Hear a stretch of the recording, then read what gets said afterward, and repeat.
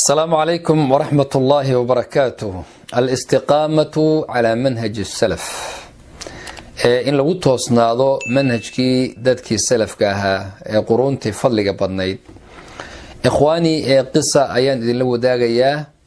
وحاويمد نين رجل با حذيفة بن اليمان ويمد صاحب سر رسول الله مركاسا وحكوري حذيفة وحان كبقيا إنان منافق أهي wuxuu ku yiri markaad kaliya joogto ee meel la joogto ma tukataa wuxuu yiri haa wuxuu yiri markaad dambaabto dambi ka dhacana istighfaarta ma la timaada wuxuu yiri haa wuxuu yiri munaafiq ma tihida orod iska tag hadaba ayuha lahiba wa arintaas waxa ku muujin haduu qofku markuu cilla joogo ilaahay darti u tukado haddii dambi ka dhacana mar walbo dambi ka dhaca istighfar Allah timaado mid ay leedahay walidaalka sheekhu shanqiiti rahimahullah ayaa waxa leeyahay maxaa ugu fiican oo mawaasimta khayrka lagu qaabila xilliga khayrku jiro ramadaan baa soo gali xaj baa soo gali wax khayr baa soo socda bilaha khayr maxaa lagu qaabila ugu fiican markaasa wuxuu yiri istighfarta kathratul istighfarta oo la badiyo ayaa ugu fiican wax lagu qaabilo maxaa jira dunuubta haday kugu badato waxay ka xarimaysaa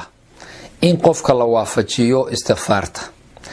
sidaas darteed haduu ma jiro qof istighfar la yimaado ilaa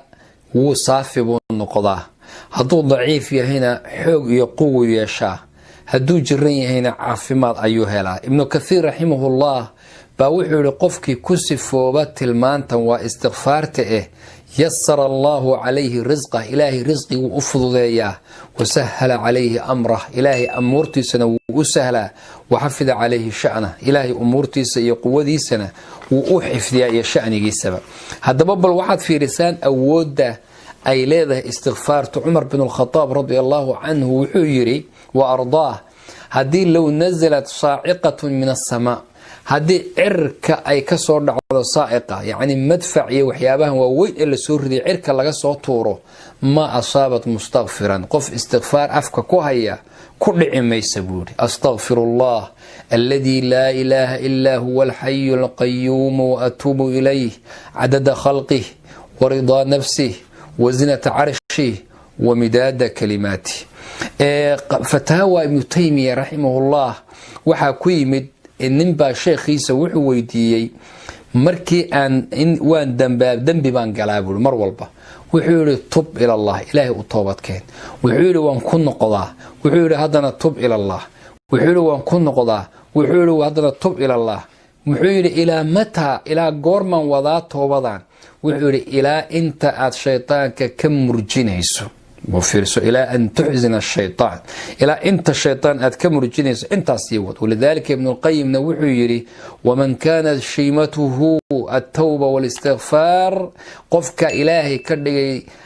صفديسا iyo calaamaadkiisa iyo dhaqankiisa iyo khuluqiisa alla ka dhigay istighfar waxa lagu hanuuniyay shayga ugu fiican ibn al-jawzi rahimahullah ayaa wuxuu yiri ibliis ayaa wuxuu yiri ahlaktu bani aadama bidhunub wa ahlakuni bil istighfar wa biqawli la ilaha illa allah bani aadamka waxaan ku mashaqeeyay oo ku halaagay wax la yiraahdo dambi iyaguna waxay igu halaageen كلمة الاستغفار هذا بقى أيها الأحبة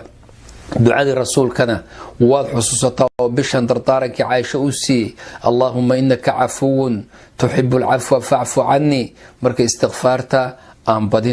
استغفارتا